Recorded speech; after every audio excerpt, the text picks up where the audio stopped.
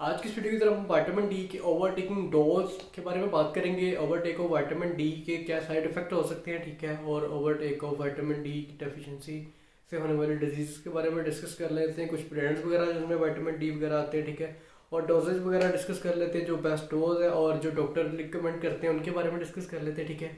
बिस्मिल्लाहिर्रहमानिर्रहीम, मेरा नाम मोहम्मद काशिफ और आज की इस वीडियो में हम बात करने वाले हैं विटामिन डी की डेफिशिएंसी और बेसिकली ओवरडोज के बारे में, ठीक है। सबसे पहले हम कुछ ब्रांड्स वगैरह डिस्कस कर लें जो मार्केट में अवेलेबल है, ठीक है।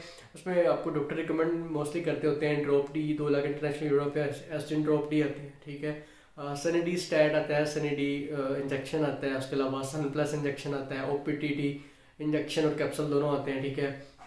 और इस तरह मुख्तलिफ और भी आते हैं और DF वगैरह कैप्सूल वगैरह, ठीक है, जो जिसके अंदर बेसिकली 2 लाख इंटरनेशनल यूनिट्स होते हैं, ठीक है, जो कि आपको डॉक्टर मोस्टली डॉक्टर को ऑलमोस्ट वंस अ वीक लिख के दे देते हैं, ठीक है। मुझे ऑलमोस्ट प्रैक्टिस करते हुए फार्मेसी पे ऑलमोस्ट 4 साल के राउंड हो गए हैं, ठीक है, और मैंने यही देखा है कि डॉक्टर हर पेशेंट को जिसको भी बेसिकली जॉइंट्स का इशू हो, हड्डियों का प्रॉब्लम हो, ठीक है, तो उनको 2 लाख इंटरनेशनल यूनिट मुँह उठा के लिख के दे देते हैं, ठीक है, जो कि इतने रिक्वायरमेंट ही नहीं है भैया आपको। हमारी बॉडी को जो बेसिकली विटामिन डी रिक्वायर्ड है वो 600 से 1000 तक इंटरनेशनल यूनिट्स है मिनिमम, ठीक है। मैक्सिमम आप लेके जाएँ तो आप उसे 4000 या 5000 इंटरनेशनल यूनिट्स यूज़ कर सकते हैं, ठीक है, जिसमें संडे 5000 इंजेक्शन आते हैं, ठीक है। उसके अलावा न्यूट्रीफैक्टर के 7 प्लस आते हैं जिसके अंदर 5000 इंटरनेशनल यूनिट होते हैं, ठीक है। और भी डिफरेंट ब्रांड्स आते हैं D5 वगैरह जिनके अंदर विटामिन डी कोलिकैल्सिफेरॉल 5000 इंटरनेशनल यूनिट होता है। वो रिक्वायरमेंट होती है आपकी डेली बेसिस पे जो आपने यूज़ करनी होती है, ठीक है। आपको इतने विटामिन रिक्वायर्ड ही नहीं है जितना आप विटामिन डी ले ही जा रहे हो, ठीक है। डॉक्टर क्या करते हैं जिनको भी थोड़ा बहुत बोन्स का इशू है, drop D 2 lakh international once a week, भाई रिक्वायरमेंट ही नहीं है, रिक्वायरमेंट 600 से 1000 तक है, वो मंथली 50,000 इंटरनेशनल यूनिट बन जाते हैं, ठीक है। नहीं तो आप उसे लाख ले लो, ठीक है। 2 लाख इंटरनेशनल यूनिट सब बहुत ज़्यादा हैवी हो जाते हैं, ठीक है, इतनी रिक्वायरमेंट ही नहीं है। इसकी बेस्ट डोज ये होती है कि आप इसमें बेसिकली डी आप आते हैं 50,000 इंटरनेशनल यूनिट, उसे आप वंस अ वीक यूज़ करें। नहीं तो अगर आपने ड्रॉप डी यूज़ करना है तो उसे कम से कम भी ना 1 महीने के बाद यूज़ करें, या 15 दिन से नीचे तो सोचे भी मत। अब तो इसे महीने के बाद में यूज़ करें। विटामिन डी की जो डोज है वो मंथ के बाद 2 लाख इंटरनेशनल यूनिट फिर पूरे हो जाते हैं, इतनी रिक्वायरमेंट नहीं है, ठीक है।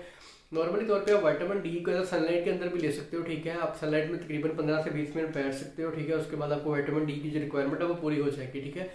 डेली बेसिस पे कोई भी नहीं बैठता है, ठीक है, विटामिन सूर्य की रोशनी में विटामिन डी लेने के लिए, ठीक है, जिसकी वजह से डिफरेंट सप्लीमेंट्स वगैरह। लेकिन अगर आप सनलाइट में बैठेंगे तो आपको ये सप्लीमेंट लेने की कोई जरूरत नहीं है, ठीक है। लेकिन एक चीज़ हो रहा है कि जिन लोगों को बेसिकली सनलाइट के अंदर बैठते हैं तो उनकी स्किन कैंसर वगैरह होना, स्किन कैंसर हो सकता है, ठीक है, स्किन रप्चर होना शुरू हो जा सकती है, जो स्किन का कलर है वो डल होना शुरू हो सकता है। तो वो बेसिकली विटामिन डी को लेने के लिए साथ में सन ब्लॉक वगैरह आते हैं, डिफरेंट स्किन एक्वा वगैरह, या फिर spectra block, SPF 40, SPF 60, SPF 100, ठीक है, या फिर यूविल 4 बायो1 विटामिन सी सीरम, ठीक है। और विटामिन सी के जो बेसिकली ब्लॉक्स वगैरह आते हैं ना, मार्केट में डिफरेंट अवेलेबल है, वो आप सनलाइट में यूज़ करने के लिए ना अपनी स्किन पे लगा के आप सनलाइट में इजीली बैठ सकते हैं, फिर आपकी स्किन को कोई इशू नहीं है, ठीक है। वो बेसिकली जो सन ब्लॉक होते हैं ना, वो बेसिकली आपकी जो सनलाइट पड़ती है डायरेक्टली आपकी स्किन के ऊपर, उसकी प्रोडक्शन के लिए यूज़ होते हैं, ठीक है।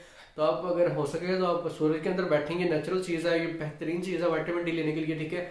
Overall vitamin D excess form में हम ले लेंगे तो बेसिकली ये बॉडी में, हमारी बॉडी में कैल्शियम अब्सॉर्ब करता है, ठीक है। और जब हमारे बॉडी में कैल्शियम बिल्टअप होना शुरू हो जाएगा, कैल्शियम बिल्ट होता जाएगा होता जाएगा होता जाएगा, तो ये बेसिकली बाद में हमारी किडनी स्टोन वगैरह बनने के लिए, किडनी स्टोन बन सकता है, ठीक है।